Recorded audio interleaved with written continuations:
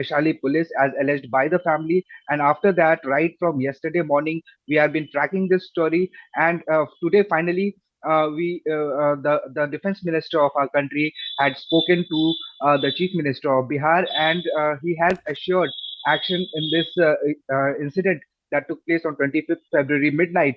Now, seeing our report, the DGP of Bihar has taken cognizance and has set up a three-member SIT under the leadership of ADG.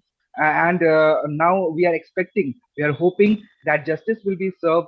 Whoever is the culprit, if so, he will be punished and sent, or disciplinary action will be taken as it is mentioned in the communique that has been shared to the All media right. by the Bihar police. So Okay. now it's a matter of time. Although we saw a ruckus in the assembly today in Bihar assembly, where All right, Saurav, thank you so much for your time. The question then is, what is justice for this family? All that they were wanting was a memorial set up for their son. That's all from me. I'll be seeing you tomorrow. Thanks so much for watching.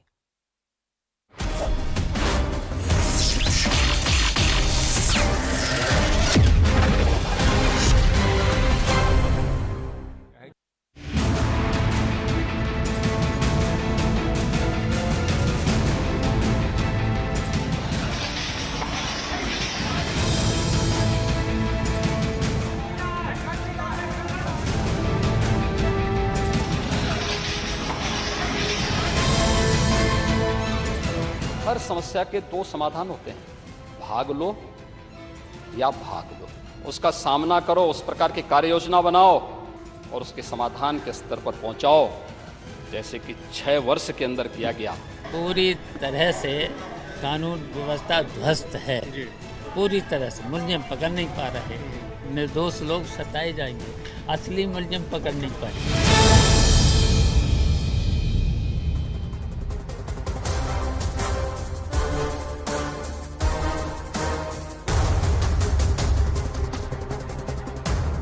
Namaste, Jai Hind, and welcome to this edition of The Right Stand. I'm Anand Narsimhan. Ladies and gentlemen, what should be done with those who run roughshod over your lives? Those who believe that the rule of the gun, and when they walk around, it is their Raj, Mafia Raj. Is it all right for bulldozers to be run on properties that they have acquired, amassed, and built over the years illegally? On land that actually doesn't belong to them, flouting norms and civic rules. Is this all right? Would you want to see them punished as they ran roughshod over your lives, walked around the streets making them unsafe while brandishing their guns and allowing their own set of goons to have a free run? Would you want them also to be punished? Would you also want them to run helter and skelter and hide to save their skin? Or would you say, does this fall under the ambit of the due process of law? If the land is illegal, if the construction is illegal, are those not justified, the ruling establishment, to demolish it with a bulldozer? Bulldozer Baba is how Yogi Adityanath is known. Law and order and mafia par bulldozer chalaya were some of the key insights among the people on ground when they voted Yogi Adityanath and his team led and the BJP led by him in Uttar Pradesh, because they said इन्होंने mafia को ठीक किया है, law and order में improvement है. Then when in broad daylight a jailed mafia don's skin is involved in conducting or perpetrating, orchestrating a murder in broad daylight in 44 seconds, engaging 13 shooters, including the son of this mafia don. This mafia don is sitting in Ahmedabad in a jail, and the mafia don's brother is in another jail in Bareilly. But they have orchestrated this, is the allegation. What should be done? Should questions not be asked of the BJP? Mafia Raj khatam kar denge, what is the assurance? And then the Chief Minister says, mitti mein mila denge mafia ko, and then the illegal properties start coming crashing down. The opposition alleges this is brazen misuse of power. निर्दोष को सजा दे रहे हैं, जो दोषी हैं वो फरार हैं. You heard what the Samajwadi Party had to say. The larger question is this bulldozer type justice that if you run roughshod over society, if you try and create problems in society, if you take law into the hands, then the law will be used against you. Is this justified or not? The case in point this time around is that of Atiq Ahmed. Bulldozers rolling away again as cops initiate bulldozer action against Atiq Ahmed. Now this latest house is not in his name. It is in the name of a close aide. The house is of Atiq's aide Khalid Zafar, which is bulldozed. The talk on the ground is, and this is what our reporters across News18 have said, that this house, Atiq Ahmed and his family moved into this house of Khalid Zafar when Atiq's earlier house was seized and property was bulldozed in a crackdown earlier on, where nearly 1,000 crores worth of his property finds itself attached and seized. Atiq's wife and son were living in this bungalow, which was constructed by Atiq Ahmed, but it was bought under Zafar's name. That's what is the report from on ground from our reporters in News18. Officials say the house was illegally constructed. So where were these officials when the house was constructed? How was this illegally constructed house standing for such a long time? These are all questions that remain. Cost of the house is estimated upward of 2.5 crores. Crackdown on mafia associates of Atiq Ahmed and gang is being identified. 6 shooters who were present there, who orchestrated the shooting and even threw the bomb, they've all been identified. There were 7 others, News18 learns, 7 others who were there as backup. These shooters had also been rounded. They are also absconding. Unki bhi shinakt ho rahi hai. Raids conducted in multiple locations across Uttar Pradesh. The alleged hideout of Atiq's gang in Lucknow has also been raided. Atiq's Lucknow home has been raided, 2 luxury cars have been seized. Even this house that was bulldozed, ladies and gentlemen, the cops have found 2 rifles and a sword. Both, they all illegal. They came out and showed those rifles to the media there. The ED likely to probe the financial empire of Atiq and gang, we are given to understand. 13 accused, 6 identified. Who are these 6 who have been identified? Atiq's son Asad, who's currently absconding. For the last 48 hours, we've been saying that he is actually going to surrender in front of one of the courts after the encounter of one of the accused. Sabir is also absconding.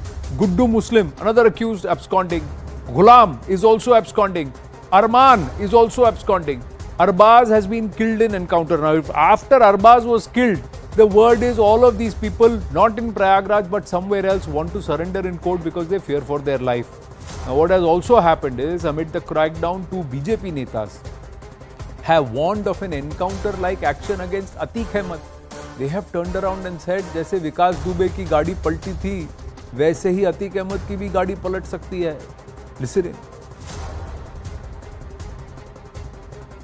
विकास दुबे जी ने इतना बड़ा जो अपराध किया, तो उसके बाद वो इसे बुद्धि फेर देता है ईश्वर, और बुद्धि फिर गई होगी किसी प्रकार से, वो भागने का उसने चेष्टा किया होगा, चेष्टा करने में ड्राइवर से आपाधापी हुई होगी, गाड़ी पलट गई होगी, तो विकास दुबे पलट गया. माफिया अगर कहीं छुपे होंगे, उनके ठिकानों पे उत्तर प्रदेश पुलिस द्वारा दबिश दी जा रही है. इनको पाताल लोक से भी खोज कर लाएंगे कि जहां कहीं जाके छुपे होंगे, इनको वहां से हम खोज कर लाएंगे. और इतना जरूर कहना चाहते हैं, जब ये पकड़े जाएं कहीं, तो गाड़ी में बैठते समय ज़्यादा हाय तौबा ना करें, नहीं तो ड्राइवर असंतुलित होकर, डिस्टर्ब होकर कहीं गाड़ी पलट ना जाए. Do these motor mouths need to speak like this? If everything is above book, everything is above board, everything that has happened is as per the book, then why should these mantris speak like this? Is the BJP going to take action against these people? Because what they are doing is putting this entire, seeding this doubt and giving wind to this allegation that it is actually not an encounter, but this was cold-blooded murder by the cops of a gangster. That is also on the wrong side of law, isn't it, ladies and gentlemen? Now, following these statements by these mantris, there is talk that Atiq Ahmed has to be shifted out of Ahmedabad jail into Prayagraj because those who supported him some time back or a while ago, those who are still his sympathizers are saying, if Atiq Ahmed is so bad, why aren't you bringing him to Uttar Pradesh? Why have you kept him in Ahmedabad, in a jail in Ahmedabad? So following which they said, okay, we will move him to Prayagraj. But Atiq Ahmed is moving the Supreme Court, saying, don't take me out of Ahmedabad, don't move me to Prayagraj because I fear for my life. Because Gadi palat gayi to. That's what's happening, ladies and gentlemen. So is it crackdown or conspiracy? Government's claim is zero tolerance against mafia. Opposition's charge is law and order in Uttar Pradesh is in tatters. Government's claim is hideouts of mafia being raided. Opposition's charges, these are fake encounters which are now becoming common. Government's claim is gangsters are being shielded by the opposition. Opposition's charges, BJP leaders are linked with criminals. Unka encounter karoge kya? Is what they are asking. There are so many mafia dons who are running free. Why aren't you cracking them out, cracking down on all of them? Because they support you? That's the question being asked. Yogi Adityanath government's crackdown on Mafia Raj. Vikas Dubey, 61 criminal cases against him and he was killed in an encounter with the police in July 2020 after he tried to escape from custody. His house demolished, property of over 50 crore seized. Mukhtar Ansari, BSP MLA, 40 cases of murder, kidnapping, extortion registered against him. Ansari currently lodged in UP's Banda jail. He was brought to Banda jail from a Punjab jail on the 7th of April after a Supreme Court order. Until April 2021, UP cops have seized, freezed or demolished property worth 192 crore approximately, linked to the jailed MLA Ansari and people associated with him. Atiq Ahmed, Don-turned-politician, currently in jail, former MP from Phulpur Lok Sabha seat, a 5-time MLA in Uttar Pradesh, associated with the Samajwadi Party, BSP, the Apna Dal, all over the place. Currently lodged in a Gujarat jail in a case related to an assault on faculty members of an agricultural research institute in Prayagraj in 2016. Nearly 100 criminal cases lodged against him, including the latest one lodged for the murder of Umesh Pal, the main witness in the murder of BSP MLA Raju Pal back in 2005. Property over 150 crore belonging to Atiq and his family members under the Gangster Act has been attached. Sundar Bhati, behind the bars for last 7 years, is lodged in the Sonbhadra jail. Around 55 heinous cases including murder, loot and other dangerous crime in western UP, especially Noida. Many of his associates arrested in the crackdown. Property, flats, vehicles worth over 50 crore seized by cops. Khan Mubarak, dreaded sharpshooter of underworld, Don Chota Rajan, arrested by UP STF July 2017. More than 3 dozen cases against him, is currently lodged in Hardoi jail. Recently, his wife petitioned Supreme Court that her husband may be killed in a police encounter. It's a straight face-off between the BJP and the Samajwadi Party. Sanju Verma, national spokesperson of the BJP. Anurag Bhadoria, spokesperson of the Samajwadi Party. Namaste, Jai Hind to the lady and to the gentleman. आप दोनों ही हैं. आप दोनों बहुत ही अच्छा बोलते हैं. You are very, very fiery in your debates and your arguments. But I request you, kindly maintain decorum, allow each other to speak. Please don't speak over each other. I will talk less, you please talk more going forward. Sanju Verma, argument is this bulldozer. This is bulldozing. This is bullying that's going on. And कानून की आड़ में गैर कानूनी काम हो रहा है. आनंद जी, पहले तो इतना बढ़िया इंट्रोडक्शन देने के लिए आपका धन्यवाद. It's good to see Anurag Bhadoria after quite a while. I've not seen him often in the recent past. Coming straight to the point, I have this to say. पहली बात तो if there is any mantri in the Yogi cabinet who's speaking out of turn, that is not going to be endorsed. Point number 2, I will go with what Yogi Adityanath said. He told the Samajwadi Party on the floor of the UP Assembly, and I'm sure you're aware of it. Criminals को पालो आप, पोसना, पालन पोषण सब कुछ आपने किया. You've encouraged them, you've nurtured them. आपने उनको सांसद की टिकट भी दे दी, उनको सांसद भी बना दिया. अब आप योगी आदित्यनाथ हम पर, बीजेपी पर उंगलियां उठा रहे हैं. I will just say this to you. आपने तो बहुत सारी details the, but 3 very important points. Atiq Ahmed, who is the key person, persona non grata and the mastermind behind the Umesh Pal cold-blooded murder. Atiq Ahmed was involved in the Raju Pal killing also, and this happened when Mulayam Singh of the Samajwadi Party was the chief minister. When was Atiq Ahmed released from jail?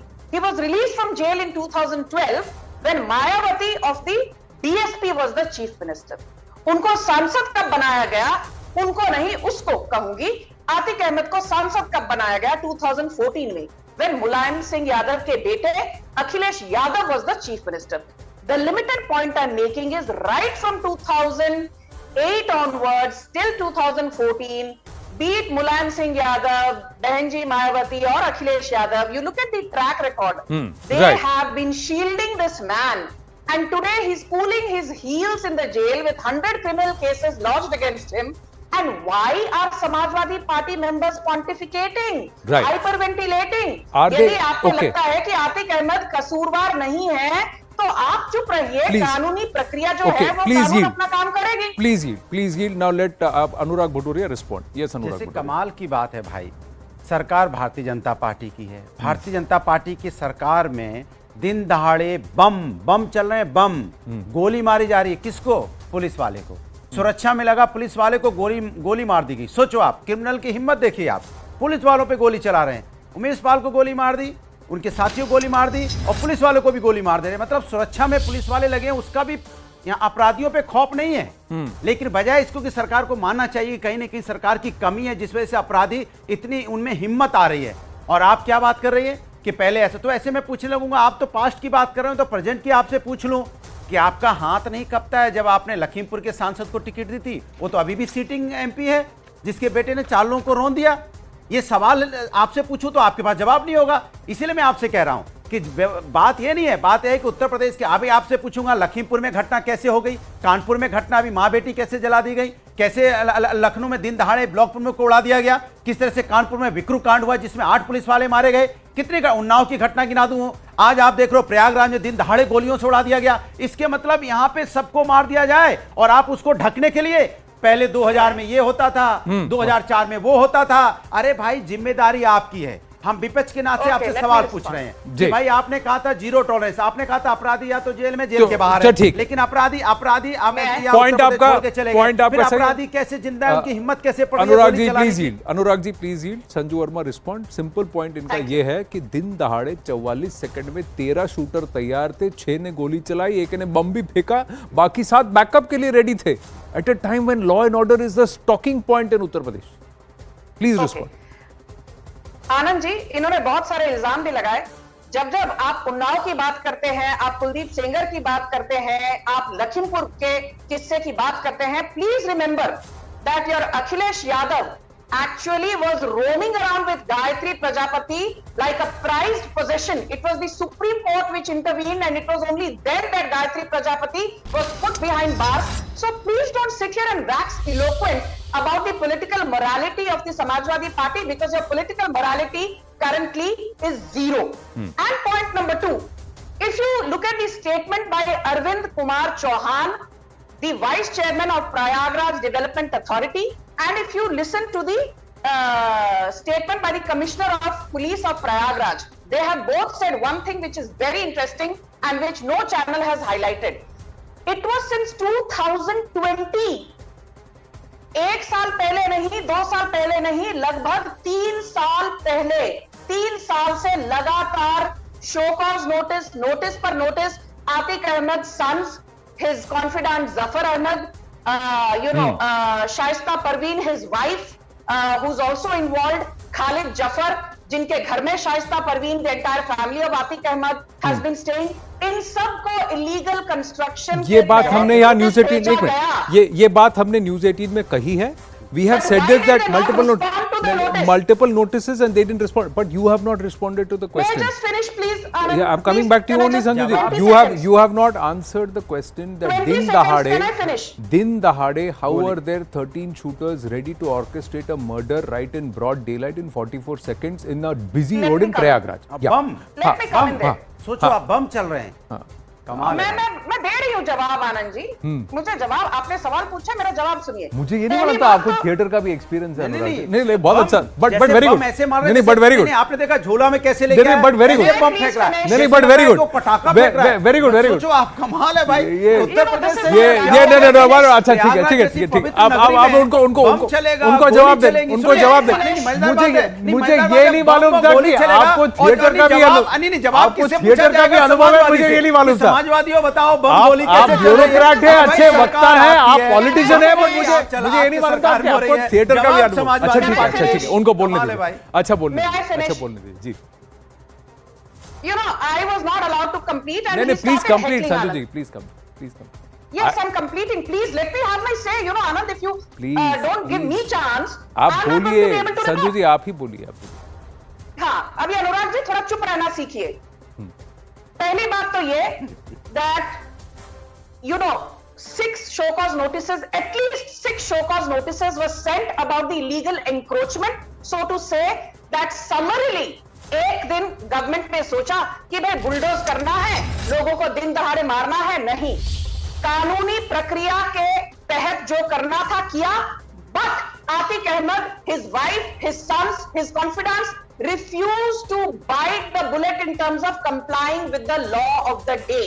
Point number 2, आप जो कहते हैं कि लोग खड़े थे बंदूक लेकर मारने के लिए, पहली बात आप समझ जाइए कि जो मेन पर्सन मरा है अरबाज, जिसका जिक्र आनंद नरसिम्हन जी ने कहा अपनी डिबेट के शुरुआत में, this encounter happened in Nehru Nagar, and if you look at the commissioner of police और वहां के एसएचओ जो हैं Rajesh Maurya, who has also been hospitalized, Rajesh Maurya has said that it was Arbaz who first opened fire. Police were not intending to do that encounter. जब अरबाज ने गोलियां चलाई, in defense, police fired and Arbaz was killed. You are also 6 live cartridges were recovered and 6 used cartridges were Sanju ji, I also have to commend you. Sanju ji, I also have to commend you. मैंने कहा ना कि आज के इस debate में मैं दो बहुत ही माहिर वक्ताओं के बीच में फंसा हूं. One knows how to dramatize and also over project. The other one knows to seemingly how to project themselves as seemingly answering the question without answering the question. So that's why I said both are very very proficient and very able. So I commend you both there. पर मैं आपसे ये पूछ रहा हूं कि अतीक अहमद का Samajwadi party से कुछ लेना देना है? कोई लेना देना नहीं। तो फिर सबसे ज्यादा सनक समाजवादी पार्टी को क्यों हो रही है कि अतीक अहमद के खिलाफ एक्शन हो रहा है? कुछ नहीं, आप एक्शन लीजिए। आप माफिया देखिए, माफिया का न कोई जात होती है, न कोई धर्म होता है, न कोई दल होता है, हाँ। वो इंसानियत का दुश्मन होता है। अच्छा। और आप उस माफिया फिर भी वो समाजवादी पार्टी के टिकट से लड़े, तो वो फिर भी वो बसपा के टिकट से लड़े, फिर भी वो समाजवादी पार्टी के टिकट। सांसद देखिए, मैं आपको क्या कह रहा हूं, आप अगर बीजेपी पे एक उंगली करेंगे तो 3 उंगली खाए करके आपको भी तो लग रही है, आपको भी तो लग रही है। बीजेपी को चुना। मैं बस आपसे पूछ रहा हूं कि अतीक अहमद के मामले में आप भी वही जवाब नहीं देंगे ना? अतीक अहमद के मामले में समाजवादी पार्टी की तरफ से ये सनक, ये इरिटेशन, मैंने आपसे क्या बोला? मैंने बोला कि माफिया के ऊपर कार्रवाई होनी चाहिए, किसी भी कोई भी माफिया ऊपर उस पर कार्रवाई कीजिए, लेकिन कार्रवाई तब होती है जब किसी व्यक्ति की जान चली जाती है। इसके मतलब आपका लॉ एंड ऑर्डर फेल है, पुलिस का कोई डर नहीं है, तो अब ये नहीं है। और मैं लगे हाथ संजू जी से पूछूंगा, संजू जी एक काम और कर दीजिए, सारी समस्या का समाधान आज आप करके जाइए। टॉप 20 जो माफिया है उत्तर प्रदेश का या टॉप 25, उनका नाम लिस्ट जारी कर दीजिए और सब पे कार्रवाई कर दीजिए, बात खत्म। मैं आपसे डिमांड करता हूं, टॉप 25 माफियाओं का नाम दे दीजिए और सब के ऊपर जो बुलडोजर चलाना, फिर आप ये नहीं पूछेंगे वो 25 की लिस्ट जारी होगी, फिर आप ये नहीं पूछेंगे कि आपको कैसे पता कि ये माफिया है? मैं पूछ रहा हूं, करिए ना। नहीं, समाजवादी पार्टी फिर नहीं पूछेगी कि आपको कैसे पता ये माफिया है। अरे ये तो सीधे साधे भोले भाले लोग हैं, आप इनके पीछे पड़ गए, आप ऐसा नहीं बोलेंगे। मैं पूछ रहा हूं कि उत्तर प्रदेश में दिन दहाड़े शिवपाल जी ये नहीं बोलेंगे ना, शिवपाल जी ये नहीं बोलेंगे देखो निर्दोषों के पीछे पड़ गए हैं, उनके लिए फरार है, उसके लिए नहीं बोला है। अच्छा ठीक, उनके लिए नहीं बोला है। अच्छा, उनके लिए ट्विस्ट मत कीजिए। अच्छा, उनके लिए नहीं बोला, उसको प्रयागराज से मत जोड़िए। अच्छा ठीक है। संजू वर्मा जी जवाब दीजिए, 50 माफिया के नाम जारी कर दीजिए, आप एक्शन लीजिए। अच्छा, आप उनको बोलने दीजिए जी। आप मेरे साथ स्टूडियो में, वो दूर है, फिर मेरे से रुष्ट हो जाएंगी कि मुझे बोलने का मौका नहीं दिया। जी संजू जी बोलिए। आप भी वो चले जाएंगे। आनंद जी, इनफैक्ट मैं आपको बधाई देना चाहती हूं कि आपने अनुराग भदौड़िया को बहुत अच्छी तरह से कंट्रोल करके रखा है। कोई एंकर इनको कंट्रोल नहीं कर पाता, आपने तो वो कर दिया जो कोई कर नहीं पाता। वो इनका बड़प्पन है, क्योंकि ये बहुत पुराने मित्र भी हैं मेरे, तो इसीलिए जी ठीक है। अनुराग भदौड़िया ने कुछ सवाल किया। I will just say this Anand, ये 50 लोगों की लिस्ट जारी कर दो, 20 लोगों की लिस्ट जारी कर दो। मैं सिर्फ ये पूछना चाहती हूँ, अनुराग भदौड़िया, आपने मुझसे सवाल किए, आप कहते हैं मैंने जवाब नहीं दिया, मैं भी सवाल करने का हक रखती हूं। मुझे बताइए, Yogi Adityanath has clearly said every action against every mafioso has been taken under section 14 and section 19 of the UP Gangster Act of 1986 and under section 37(3) of the UP Gangster Rules of 2021। क्या गैंगस्टर एक्ट के तहत, gangster rules के तहत जो कार्यवाही की जा रही है योगी आदित्यनाथ के द्वारा, जो कानूनी है, आप उसके खिलाफ है, इसका मतलब आप कानून के खिलाफ है, आप जंगल राज चाहते हैं, कानून का राज नहीं चाहते। इस बात का जवाब दीजिए। आपको जवाब दे रहा हूं के तहत, अब मैं जवाब दे रहा हूं, एक्ट के तहत हमने एक्शन लिया है। आप जवाब दे रहा हूं। मेरा सवाल ये है, इसमें क्या गलत किया है? सुन तो लीजिए, मेरा सवाल ये है, आप एक्शन लीजिए, जितना एक्शन लेना लीजिए। जो मैं कहता हूं डेमोलिशन आप कीजिए, किसी को आपको डेमोलिशन तो ठीक है, डेवलपमेंट भी तो कीजिए कहीं पे। आप बात कर रहे हो कि यहाँ पे माफिया यहाँ माफिया पैदा कैसे हो गए, कैसे माफिया गोली चलाने के लिए चला गया? माफिया पैदा होने के पहले उसमें डर होना चाहिए ना, कि गोली जब चला रहा हो पुलिस वाले के ऊपर में तो उसके हाथ पैर कपने चाहिए, उसकी बंदूक गिर जानी चाहिए कि मैं पुलिस वाले पे गोली तान रहा हूं। माफियाओं को खौफ, वो डर होना चाहिए, मैं उसकी बात कर रहा हूं। आप कह रहे हो मैं, अरे आप एक्शन लीजिए, आपके एक्शन के ऊपर मैं कहां सवाल उठा रहा हूं? मैं सवाल उठा रहा हूं कि आप माफिया कैसे हिम्मत पा जा रहे हैं गोली चलाने का, मैं इसमें सवाल उठा रहा हूं संजू जी। मेरा सवाल है, कल भाई माफिया तो माफिया है, वो किसी को नहीं बख्शेगा, हमें आपको भी नहीं बख्शेगा। वो तो माफिया, जो भी माफिया हो उसमें कार्रवाई हो, हम तो आपके साथ खड़े हैं। लेकिन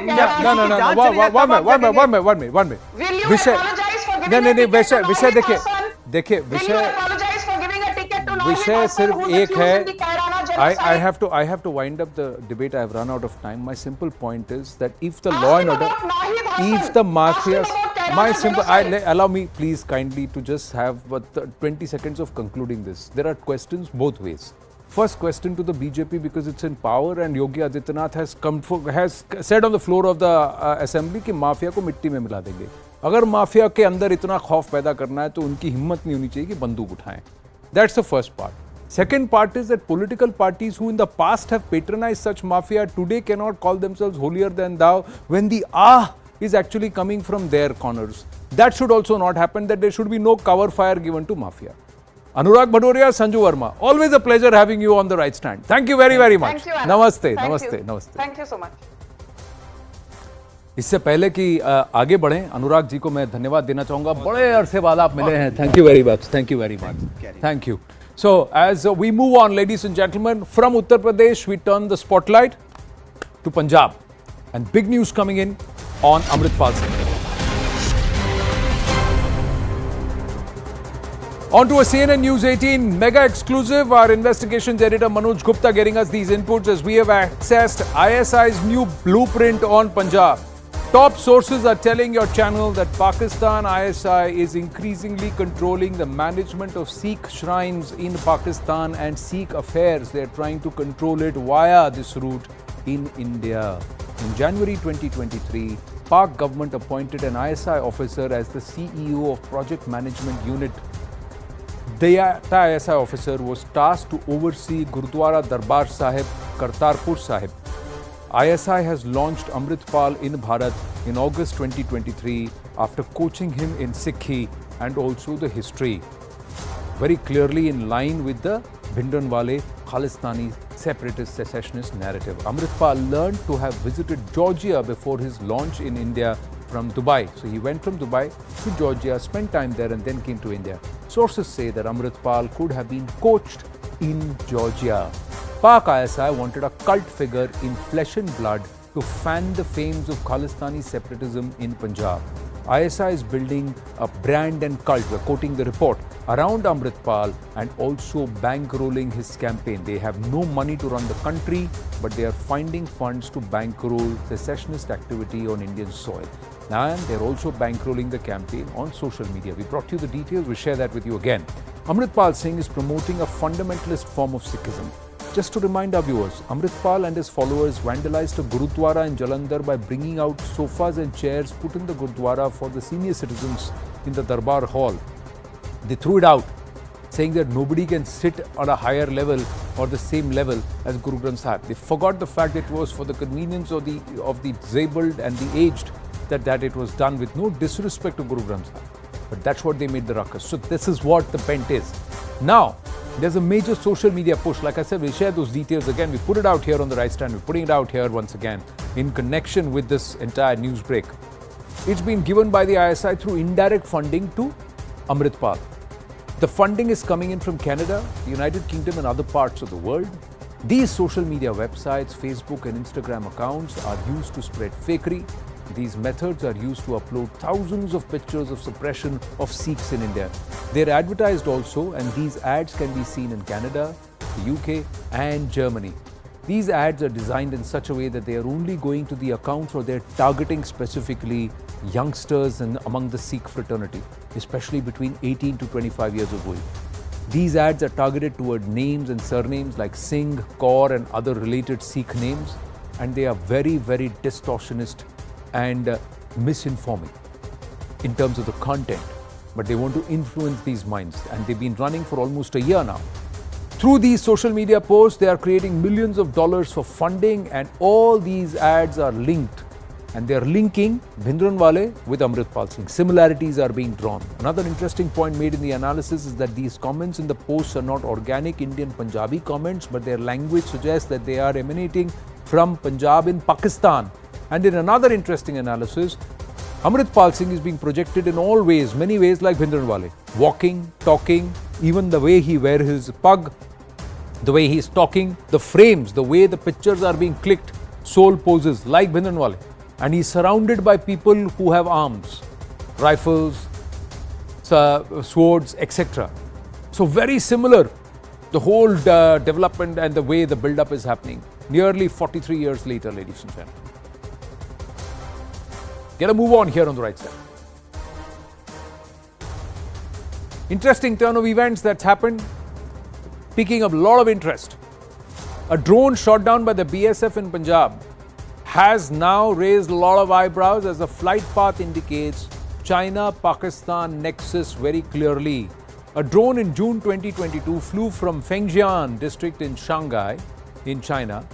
It ended up in Pakistan, and after almost 6 months, it took off from the Pakistani side towards India and was shot down by the BSF or the Border Security Force. The forensic analysis of the flight path by the BSF has revealed that the seized drone had footprints in China and Pakistan. Importantly, the flight path showed that from September to December last year, the same drone has made 28 sorties, 28 separate rounds between different parts of Pakistan. Officials say this is not an isolated case and there are chances that more such drones had similar flight paths. The BSF and Punjab police have seized close to 30 drones since 2020 till date, and most of them are from Amritsar. A Pakistan quadcopter drone intruded in the Indian territory in the AOR BOP Rajatal, Amritsar sector at about 7:45 p.m. on 25th of December 2022. BSF troops fired at the drone and it finally fell down before it could return. The drone was seized and sent to the BSF headquarters for forensic analysis. An FIR number 112 was registered at police station Garinda district, Amritsar. This is the statement that's come from the BSF. They have now further added the coordinates. They have also shared the coordinates. So the intruder drone was shot down.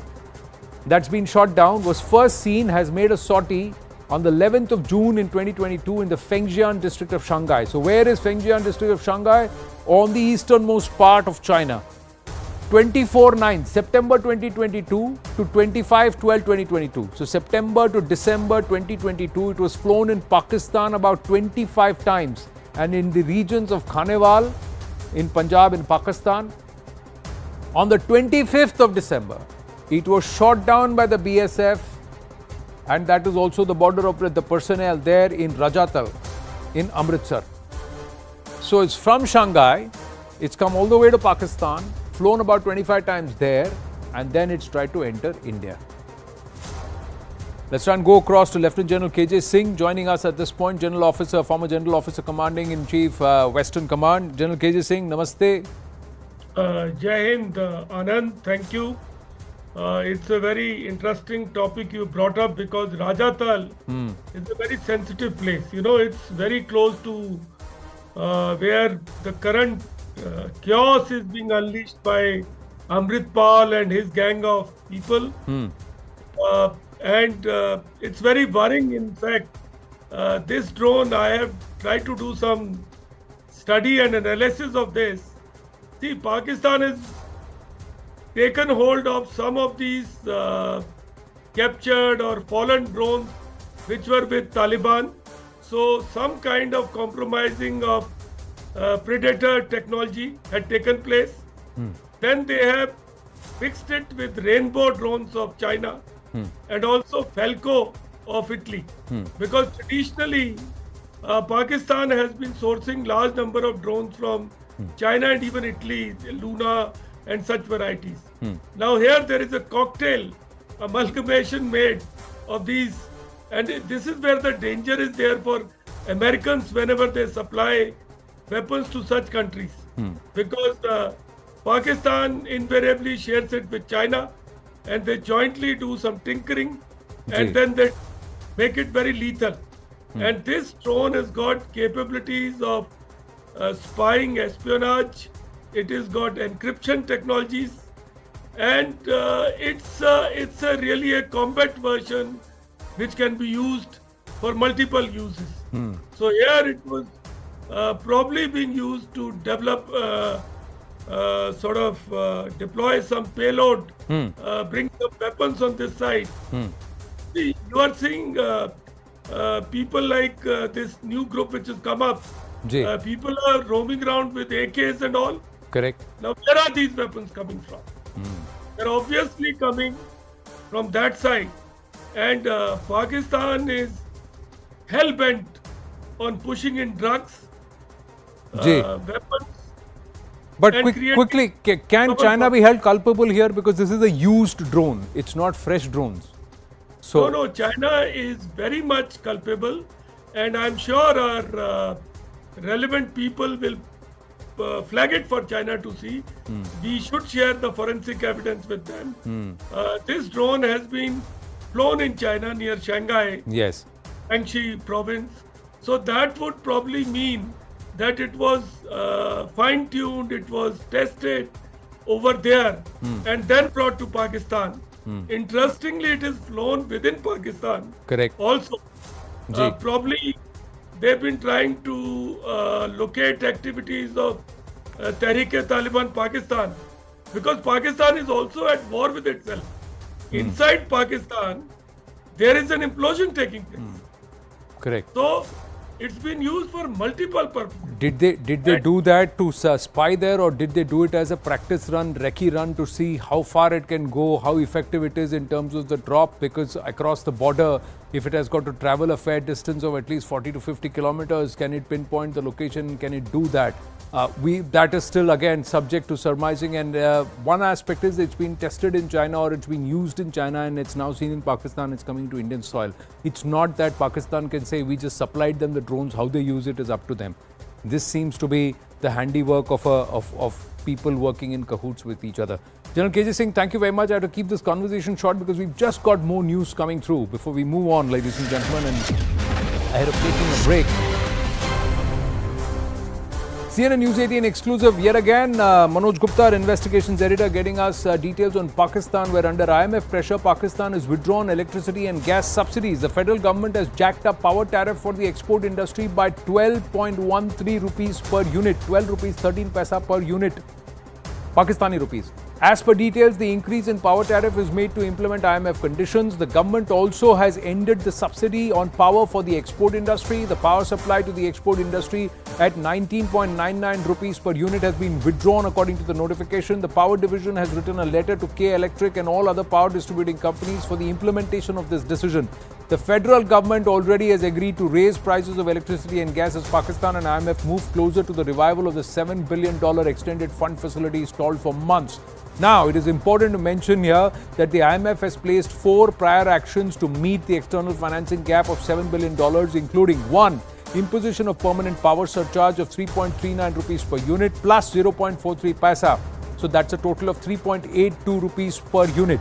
Market-based exchange rate, hiking the discount rate by 150 to 250 basis points, securing confirmation from bilateral partners. So Pakistan is forced to act on all of this if it needs any more doles from the IMF.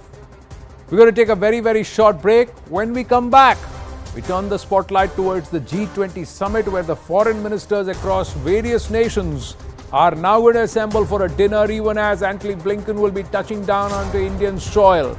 Will Bharat emerge a key influencer? Stay with us.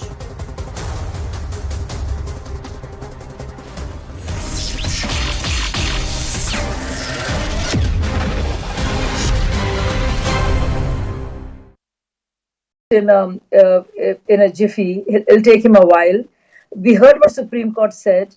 and we know that the High Court will be looking at all the investigation details and the evidence that has been submitted. So, which is why it was impossible for Arvind Kejriwal to continue with the two. Now, what happens with the not just the image, which is of course has been a big hit for them, but the expansion plans of Aam Aadmi Party.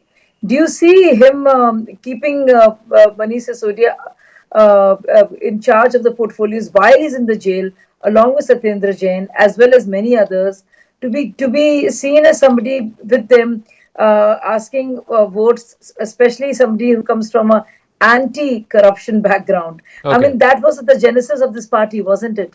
That's why all of us were there. I think that's a fair point to ask, that you can't go to Gujarat or to Karnataka or Rajasthan or wherever else Aam Aadmi Party wants to expand next, Ishkaran Bhandari, and ask for votes in the name of an anti-corruption plank when two of your most important ministers are in jail. Now, again, no one is saying that they are guilty. Nothing has been proven in a court of law. These cases have not gone to trial yet. But you cannot, in the court of public perception, you cannot be asking for the votes of people on an anti-corruption plank when two of your closest ministers are in jail. Zaka, if you are pronounced guilty, then it's a matter of law that you cannot hold office. Judgments have come if you are pronounced guilty for more than 2 years. So this is obviously a morality area. And we have traveled a lot from the days of Mr. Lal Bahadur Shastri, who resigned for a railway accident, even though that cannot strictly be ascribed to the minister.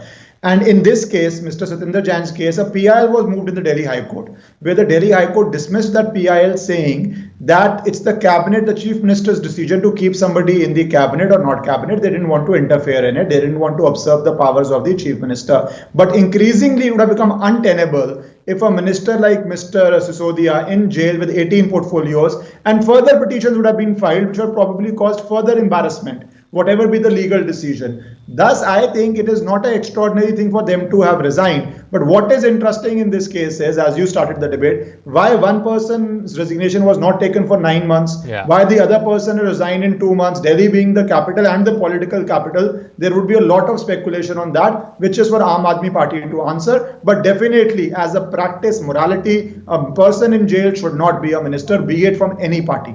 No, Manasvi Thapar, one other question that Delhiites are asking tonight is, why is the Chief Minister not taking any of these portfolios? Between Manish Sisodia and Mr. Satyendra Jain, they control more than 20 portfolios. The Chief Minister is a Chief Minister without any portfolios. I mean, people of Delhi did not vote for Kailash Gehlot or for R.K. Anand. They voted for Kejriwal. Why is Mr. Kejriwal not taking any portfolios?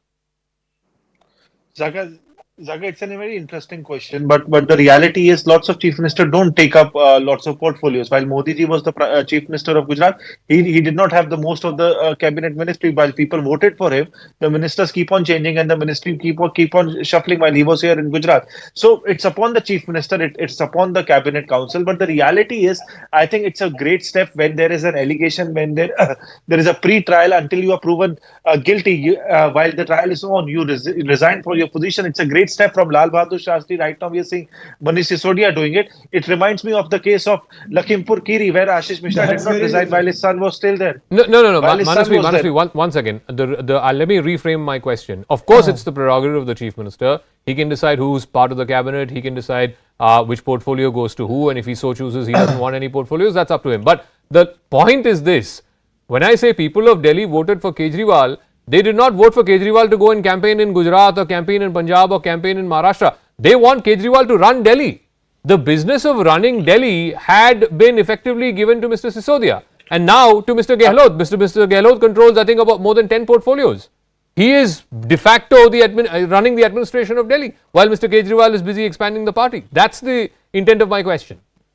Zaka, you are bang on that, but the same question could be reframed in a way that why does the Prime Minister go to different states to campaign, and he's the biggest campaigner of this country, and BJP is proud of him to be a campaigner. While he's the Prime Minister of the country, his business is to run the country. He is still the biggest campaigner and the most campaigned person in this country right now since 2014. I think before that, while he was in Gujarat. So that's upon the personality, that's upon the party to decide, that's upon the state to the council members to take a decision on that. And if this is the question on Arvind Kejriwal, this could be a bigger question on the Prime Minister of this country. Shazia, answer that, because at the end of the day, I mean, if Prime Minister Modi can go to Karnataka and to Rajasthan, Chhattisgarh, Madhya Pradesh, wherever elections are due, and campaign and become, the biggest mascot and the election campaign chief of the BJP, then why are you accusing Kejriwal of doing the same thing? He's free to go expand his party. Yeah, he's free to go and expand his party as he does, and he has. But the fact of the matter is, our Prime Minister has several portfolios which he looks after, and of course, this need to compare everything with the Prime Minister.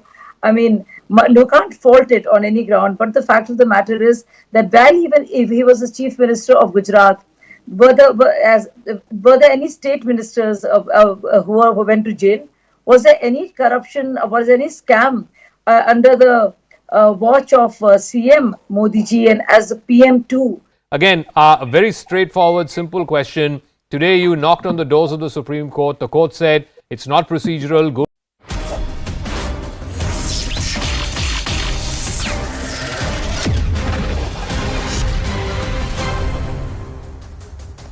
Back on with the spotlight trained on the G20 summit, ladies and gentlemen. It's happening in India. The foreign ministers of various nations have touched down and they're going to be meeting together for a dinner, and there will be a photo opportunity. And this is at a time when we'd have Secretary Blinken also touch down on Indian soil. So there are no bilaterals between, and there are no chance meeting between America and China, America and Russia, but they will all be in the same room together, in which Tony Blinken has very clearly said it's a possibility, and it's all happening in India. The larger question is, how much can Bharat play influencer, not just host, but also influencer? Mind you, it's a very rare thing when nations who are directly, indirectly involved in conflict, war, who have called each other out as adversaries, they have sent their representatives at a common platform.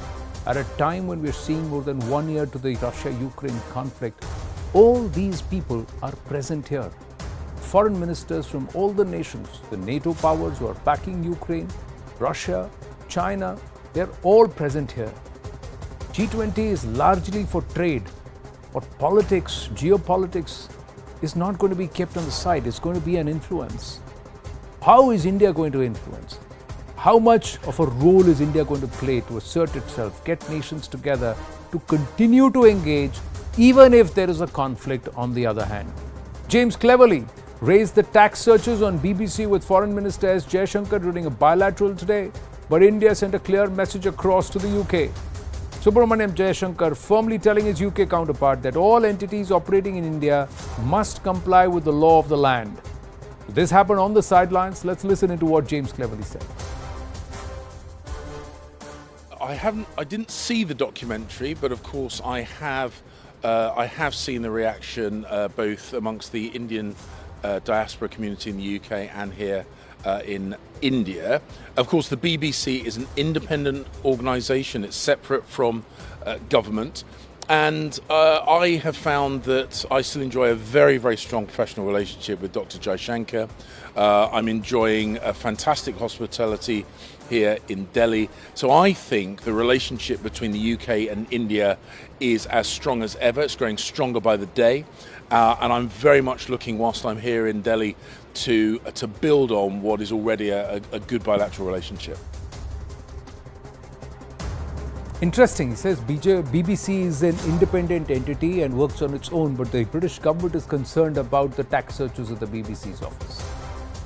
Meanwhile, US Secretary of State Antony Blinken makes it very clear the US has no plans to meet Russian or Chinese counterparts.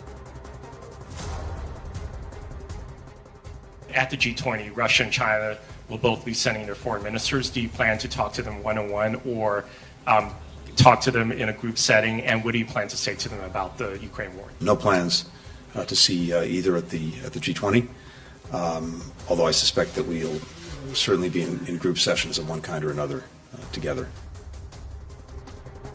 They will be in the same room. Can India play catalyst? Can India play influencer? Can India increasingly assert itself at the table. Prabhu Dayalji, former diplomat, is with us, Ambassador Prabhu Dayal, and also Professor Madhav Nalapat, senior journalist, Vice Chair, Manipal Advanced Research Group. Namaste, Jai Hind, gentlemen. Ambassador Prabhu Dayal, what are you going to look for in this very key meet at the G20 summit? Anand, I couldn't hear you. What are you looking for? What do you think should be perhaps the outcome that you would want from a Bharat perspective, India perspective? I would want ceasefire in the Russia-Ukraine war. I would like to have some forward movement in regard to the global complex issues. And of course, I would want that there should be a solution found, a diplomatic solution, which has been emphasized by India all along. But of course, I would be very cautious also because of the fact that there is a big divide in the positions of the two sides. The G20 itself is so divided between two different camps. The United States and its Western allies on one hand, and Russia and China on the other. So while I wish that a lot would be achieved, but I think that the turf is very difficult right now, and you showed Tony Blinken saying that he has no intention of talking to the Russian or Chinese foreign ministers. So I hope that India can play some role in ending this polarized G20 and finding a way out. But really, I would not be very optimistic in this regard. But these nations have known how to continue to be adversarial but yet continue trade. So will India follow that line, that we may be adversarial but we will continue to engage in trade and economics because let's keep these two separate? Madhav Nalapatji. Well, India has very steadily followed a policy of equidistance. We are not taking sides in this war. We have good relations both with the United States and the Western countries, and we have good relations with Russia. In fact, just 2 days ago, the State Department spokesman Ned Price said that the United States considers India a global strategic ally. And he pointed out the various factors which are drawing the two countries Prabhu together. Dayalji, see, these all nations are doing this, and that's why I would like to bring in Professor Madhav Nalapat also. India is also doing it. India is adversarial with China. The conflict is on, but we're still trading. We still have a huge balance of trade, and we're still importing in huge amounts what we need from the Chinese. So we're trading with them. Russia is in a conflict. We're buying oil because it makes sense, but we're also telling Ukraine that we are with you. We'll help you. We're sending them aid. America is doing the same. It's upgrading the F-16s for the Pakistanis while calling India as a global strategic ally. So everybody knows how to play this game. So is India going to keep the focus on trade and economics? Look, Anand, I'd like to say, first of all, it is a credit to India, specifically leadership of Prime Minister Modi, that you have Blinken, you have James Cleverly, and you have Lavrov and the Chinese foreign minister all coming to India at this important point of time. I think, you'll remember that in the past, there have been efforts to persuade G20 hosts not to invite one side or the other. I don't think there was any such pressure on India, and because of the realization that India, led by Prime Minister Modi, is not going to succumb to that kind of pressure. Having said that, Anand, let's be real. There is a fracture today in the global community. It's a fracture of Cold War 2.0. And frankly, I don't see that fracture being healed, at least in the foreseeable future. So in my view, what India needs to do is not try and chase an impossible consensus between the two contesting sides. It's not going to happen. What India needs to do is to stand fast to the values espoused by the Prime Minister and the External Affairs Minister.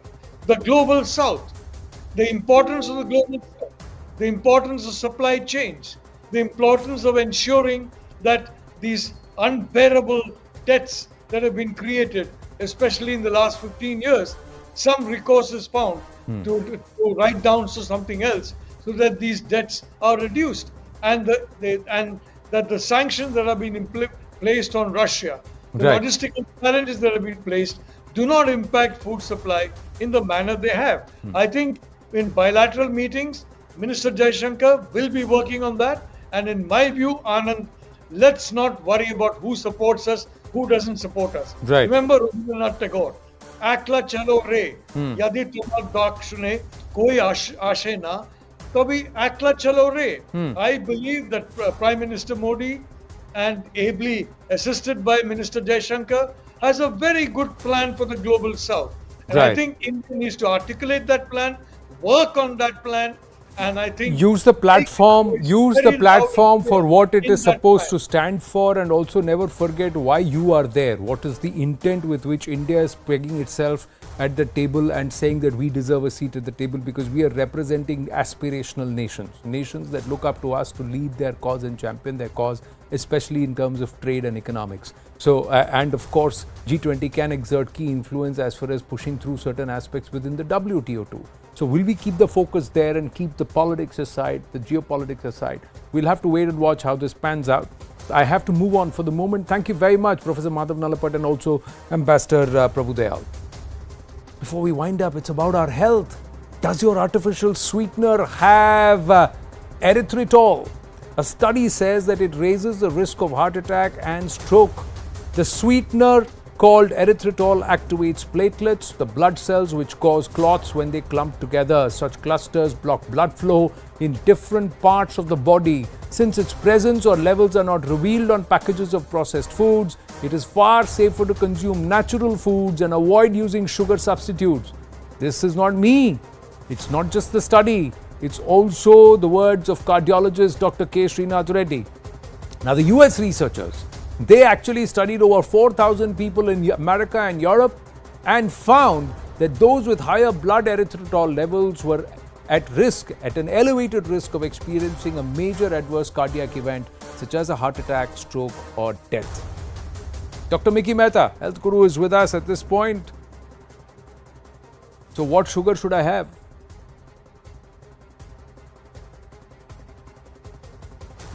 Mickey Mehta, namaste. Can you hear me, doc? This is Anand here. How are you? Very good. How are you, Anand? So, artificial sweeteners pose a heart risk or a cardiac risk. If I have natural sweeteners, mere ko parhez hai, I'm not supposed to have. So, what should I have? So, Anand, you know that artificial sweeteners are manufactured, developed in laboratories. They are synthesized. There's nothing natural about it. So you see natural smiles and you see artificial smiles. That's the difference. It is so plastic in nature that it certainly damages you. Your body doesn't recognize it for it to be digested well, absorbed well, metabolized well. So obviously it's going to damage a few organs here and there. Long abuse of it will certainly tell on your kidneys, tell on your heart, tell on your liver, tell on your pancreas, tell on your digestion. This is going to kind of create a malfunction, disorder, disease, decay and death. So anything artificial is equal to death. So long consumption of artificial sweeteners, certainly we should be very wary about, and we should resort to wholesome jaggery or the khadi shakar, the rock sugar, or the palm sugar, the cane sugar. And trust me, even if you're having aerated drinks, please don't go for 0 calorie because they are more dangerous. I would rather say once in a way have a normal cola, normal aerated drink, but please don't go in for 0 calorie. They are very hurtful, they're very damageful. So you're saying anything which says zero, anything which says 0 cal, and anything that says artificial, stay clear of it. But they are all claimed as the healthier option. They are all claimed as the low cal option.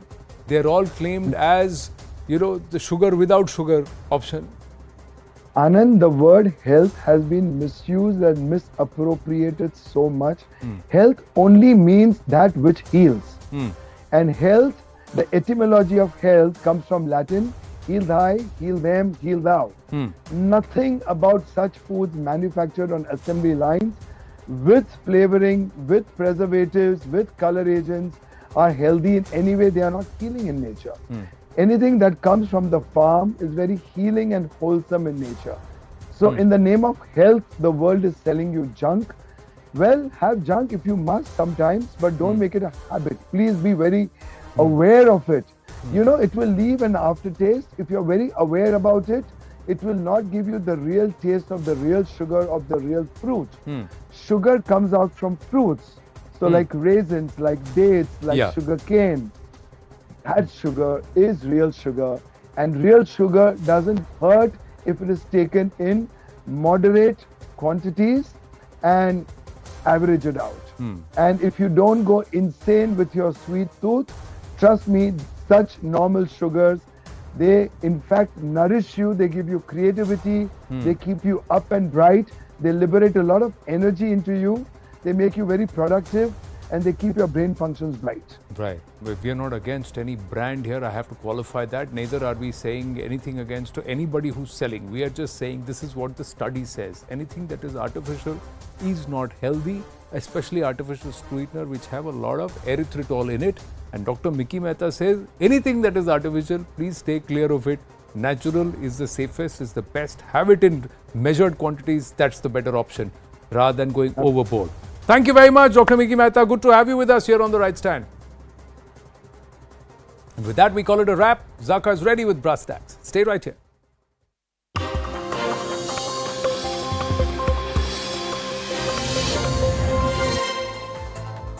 Good evening, this is Brass Tacks. I'm Zaka Jacob. The bulldozers are back in action in Uttar Pradesh. Days after the sensational daylight killing of the murder witness Umesh Pal, bulldozers showed up in Prayagraj at the house of Uttar Ahmed. He's a relative of the mafioso-turned-politician Atiq Ahmed. On Monday, one of the key accused, Arbaz, was gunned down by the police. This in an encounter in Prayagraj. The police also arrested a Ghazipur native, Sadakat Khan, for his alleged involvement in the murder. This crackdown is meant to send a message. Mafia